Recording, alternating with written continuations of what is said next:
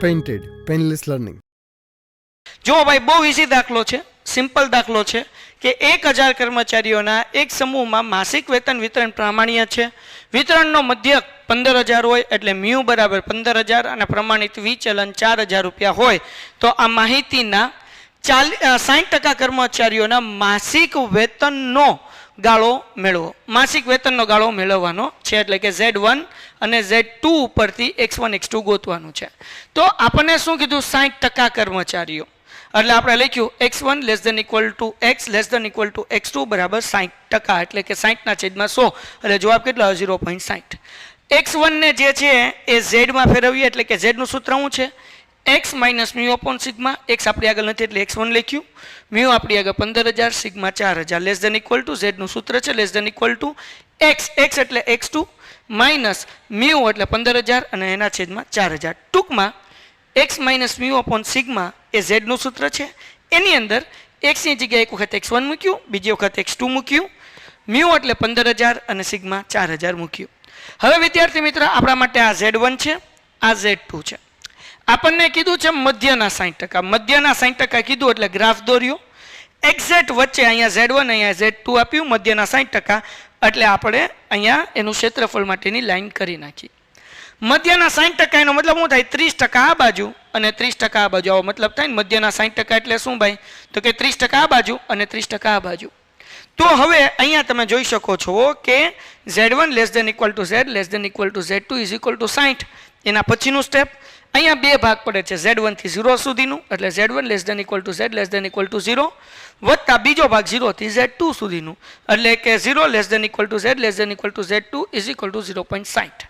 બે ભાગ છે એટલે 0.30 0.30 30 એટલે કે પાછળ કોષ્ટકમાં 4 આંકડા આપ્યા હોય એટલે 3000 લખ્યા. 3000 કેમ 60% છે, 30% આ બાજુ 30% આ બાજુ. હવે Z1 અને Z2 ની કિંમત ગોતવી પડશે કોષ્ટકમાં ઉલટી રીતે જોઈને. તો જો હું તમને અહીંયા કોષ્ટક ઓપન કરી દઉં. હવે 3000 જે છે એ આપણી આગળ છે 0.3000 તમે રાઉન્ડ કરીને રાખ્યું. જો અહીંયા રેડ કલર કરી નાખીએ. 0.3000 કરતાં ઓછી કિંમત 2995 અને અહીંયા છે 3023 બરાબર છે. તો આપણે અહીંયા 0.95 જોઈએ 2995 તો શું 0.8 અને અહીંયા 4 મળે એટલે કે 0.84 અને અહીંયા 0.05 છે એટલે 0.85. તો આ બંને કિંમત લેશું આપણે. તો અહીંયા મેં વાક્ય લખવાનું કેવી રીતના 0.3000 ની કિંમત કોષ્ટકમાં ઉલટી રીતે જોતા 0.95 મળે છે બરાબર. ઓલું જે મળ્યું હું તમને સમજાવું 0.2995 એ બરાબર આ છે 3023. તો 0.2995 માં 5 નાખો એટલે 3000 થાય. જ્યારે કે 3023 માં 23 ઉમેરો ક્યારે 3000 કરતાં 23 વધારે છે. 3023 એટલે 3000 કરતાં 23 વધારે છે. 2995 એટલે 3000 માં 5 ઓછા છે. તો પહેલી નજીકની કિંમત કેવી કહેવાય 2995 એટલે આપણે કેટલું લેવાનું 0.84. તો અહીંયા કોષ્ટકમાં આપણે કિંમત લખી જો કે 0.3000 ની કિંમત કોષ્ટકમાં ઉલટી રીતે જોતા 2995 મળે. તેથી Z1 બરાબર -0.84. સાહેબ કેમ? કારણ કે Z1 0 ની ડાબી બાજુ છે એટલે -0.84 અને Z2 ની કિંમત +0.84 બરાબર. કારણ કે આ બાજુ 3000 આ બાજુ 3000 હતા આ બાજુ 3000 હતા. 3000 ની કોષ્ટકમાં કિંમત જોઈએ એટલે 0.84 મળી. Z1 - Z2 +. ઓકે. તો હવે આપણી આગળ Z1 ની કિંમત છે એના ઉપરથી x1 નું ગોતીએ. Z1 બરાબર શું છે ભાઈ Z1 બરાબર x1 - 15000/400 મૂકી દીધું.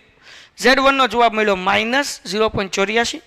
આ 4000 ભાગાકાર છે આ બાજુ આવે એટલે ગુણાકાર થાય. -15000 છે આ બાજુ આવે એટલે +15000 થાય. આ બેનો ગુણાકાર કરીને ડાયરેક્ટ કેલ્ક્યુલેટરમાં આપણે 15000 પ્લસ કરીએ. જો હું તમને કરીને દેખાડું 0.84 ગુણ્યા 4000 વત્તા કેટલા કરવાના છે 15000. ઓકે 1 2 3 એટલે જવાબ કેટલો આવ્યો 11640. તો x1 નો જવાબ મળી ગયો 11640. હવે આપણે Z2 ઉપરથી x2 ગોતીએ. Z2 બરાબર શું છે x2 - 15000/400 4000. Z2 ની કિંમત છે 0.84 ગુણ્યા કેવી રીતના આ 4000 ભાગાકારમાંથી આ બાજુ આવ્યા એટલે ગુણાકાર થયા 4000 -15000 છે આ બાજુ આવ્યા એટલે પ્લસ થયા.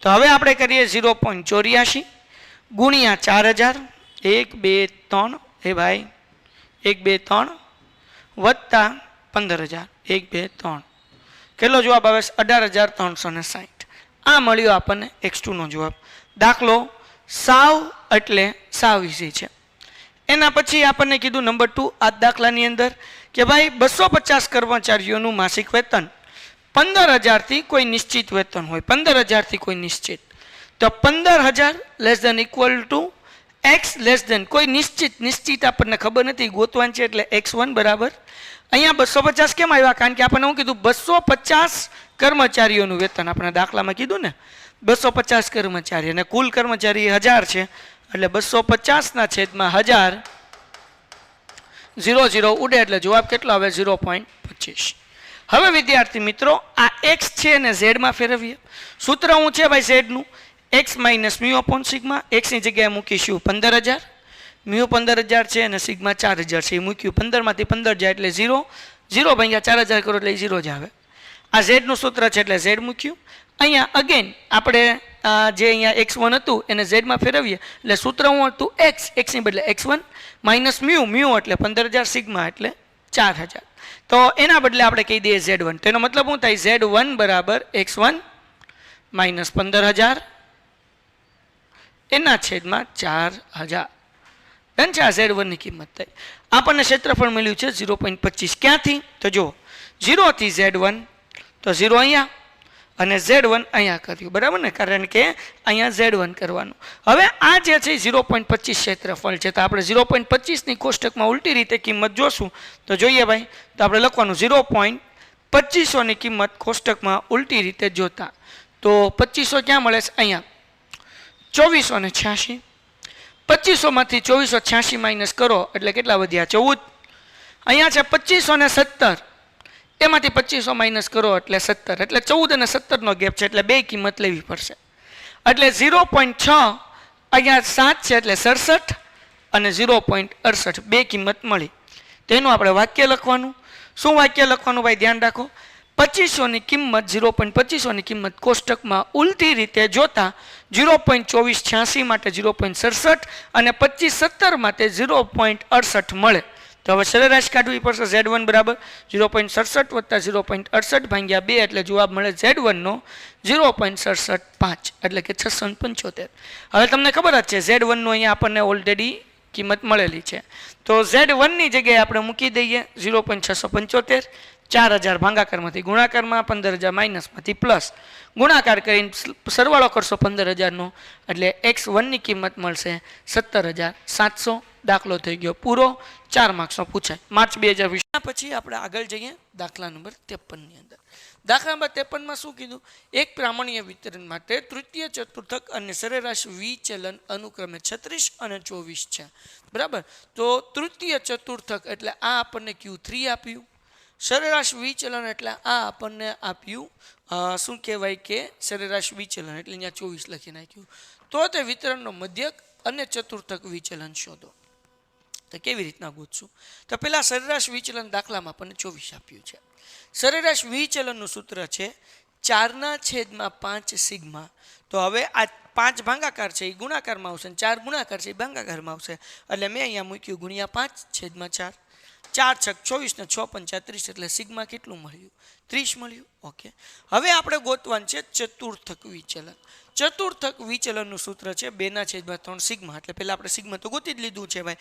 2/3 સિગ્માની જગ્યાએ 30 3 દાન 30 10 તો 20 એટલે ચતુર્થક વિચલન આપણને મળી ગયું 20 ચતુર્થક વિચલનનું સૂત્ર છે હવે આપણે ગોતવાનું છે મધ્યક તે ચતુર્થક વિચલન ઉપરથી મળશે ચતુર્થક વિચલનનું એક બીજું સૂત્ર પણ છે શું છે Q3 - Q1 ના છેદમાં 2 હવે આ તો જવાબ 20 મળ્યો એટલે 20 મૂકી દીધું બે ભાગાકાર છે આ બાજુ હોય તો ગુણાકાર થાય એટલે 20 દુ કેટલા થાય 40 Q3 દાખલામાં આપણને આપ્યું 36 એટલે આપણે મૂકી દીધું 36 માઇનસ કેમ તો કે આ 40 પ્લસ હતું આ બાજુ એટલે માઇનસ થઈ ગયું Q1 માઇનસ હતું આ બાજુ એટલે પ્લસ થઈ ગયું એટલે 36 માંથી 40 જાય એટલે Q1 નો જવાબ મળે -4 હવે મધ્યકનું સૂત્ર છે બરાબર શું સૂત્ર છે ભાઈ m બરાબર Q3 પ્લસ Q1/2 Q3 36 છે વત્તા Q1 - 4 મળ્યું એ મૂકી દીધું વત્તે ઓછે ઓછા 36માંથી 4 જાય એટલે 32 એને ભાગ્યા 2 એટલે જવાબ મળ્યો 16 દાખલો થઈ ગયો.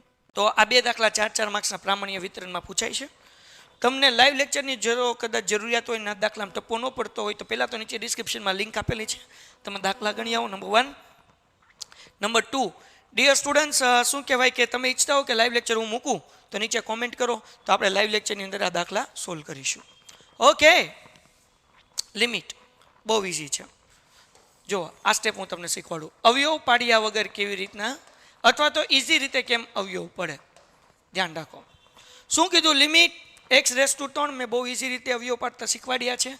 લિમિટનું ચેપ્ટર એ મુકાઈ ગયું છે, ન જોયું તો જોજો. લક્ષ બહુ ઇઝી છે. જો કેવી રીતના અવયવ પાડવાના. x⁻3 છે તો પહેલાં તો આપણે શું કરી નાખવાનું, એક અવયવ મૂકી દેવાનો x-3 નીચે અને x-3 ઉપર. હવે આપણે પહેલાં આના અવયવ પાડીએ. અહીંયા ધ્યાનથી જોજો. x² - x - 3 આ છે ને ઉપરનું. હવે મેં ઓલરેડી એક અવયવ લખી નાખ્યો છું, હું આને જવા દઉં, આ વચ્ચેનું જવા દઉં. ખાલી x² ને જુઓ. x² માંથી x આવી ગયો તો હજી શું બચે? એક x બચે. કોઈને કાંઈ ડાઉટ? x² માંથી એક x અહીંયા આવી ગયો તો એટલે બીજો x અહીંયા લખ્યો. How easy. હવે જુઓ અહીંયા નિશાન જુઓ, ઓછે ઓછે વત્તા 3 ઘડિયામાં 3 ક્યારે આવે? 3 × 3. તો જવાબ શું આવે? x + 1. ઇઝી. અવયવ પડી ગયા. Tom Tom Tom. હવે એવી રીતના આપણે હવે નીચેના અવયવ પાડીએ. શું છે ભાઈ? x² - 5x + 6. બરાબર ને? +6 છે ને. મેં ઓલરેડી એક અવયવ લખી નાખ્યો છે x - 3. આ વચ્ચેને કાઢી નાખું. હવે x² હતો, અહીંયા એક x આવ્યો એટલે હંમેશા અહીંયા એક x તો આવવાનો જ છે. આને કાઢી નાખો. હવે નિશાની કઈ આવશે જુઓ? ઓછે વત્તે અથવા તો વત્તે ઓછે ઓછા 3 ઘડિયામાં 6 ક્યારે આવે? 3 × 2 = 6. તો બીજું આપણને મળી ગયું કાઉન્સ x - 2. ડન છે. લ્યો ભાઈ, અવયવ પડી ગયા. કાંઈ પહેલાં છેલ્લા પદના ગુણાકાર કરો એવું કાંઈ નહીં કરવાનું. બહુ ઇઝી રીતે શીખવાડ્યા છે. તમે પ્લેલિસ્ટ જોઈ આવો. હાલો, આ હરખે હરખા ઉડી ગયા. વહી દઉં હું. Limit x⁻3 = x + 1 x - 3. એક્સની જગ્યાએ કેટલા મૂકવાના છે? લિમિટ છે 3 એટલે એક્સની જગ્યાએ 3 મૂક્યા. 3 + 1. એક્સની જગ્યાએ 3 મૂક્યા. 3 - 2 3 ને 1 4. 3 માંથી 2 જાય એટલે 1 4 ભાગ્યા 1 એટલે જવાબ કેટલો આવે? 4. તો અહીંયા આપણો દાખલો પૂરો થઈ ગયો. 4 માર્ક રોકડાય. 1 2 3. 3 સ્ટેપ. તમે કહો સાહેબ માર્ક્સ મળે? આપવા જ પડે. ગયા વર્ષે અમારા વિદ્યાર્થીના આલ્ફા એકેડમીમાં જેને મેં સ્ટેટ કરાવ્યું આ જ મેથડથી 100 માંથી 100 આવેલા છે. ચિંતા કરવાની નહીં. છેલ્લો દાખલો આ વિભાગનો શું કીધું ભાઈ? એક ઉત્પાદક 200x + 15x² રૂપિયા ખર્ચી x એકમનું ઉત્પાદન કરે છે. બરાબર ને? તો એને આપણે ખર્ચનું વિધેય કહેશું, કારણ કે ખર્ચ આપ્યો છે એટલા માટે. c = 200x + 15x². માંગનું વિધેય p = 1200 - 10x છે. તો આપણે આમદની વિધેય ગોતવું પડે. માંગનું વિધેય અહીંયા લખ્યું છે. આમદની વિધેયનું સૂત્ર છે કે r = x × p. x જે છે એમનેમ, p જે છે એ આપણને આપ્યું છે 1200 - 10x. હવે x નો ગુણાકાર 1200 હારે કરીએ એટલે 1200x અને x નો ગુણાકાર 10x સાથે કરીએ એટલે 10x². હવે આપણે ગોતવું પડે નફાનો વિધેય. તેનું સૂત્ર છે કે r - c.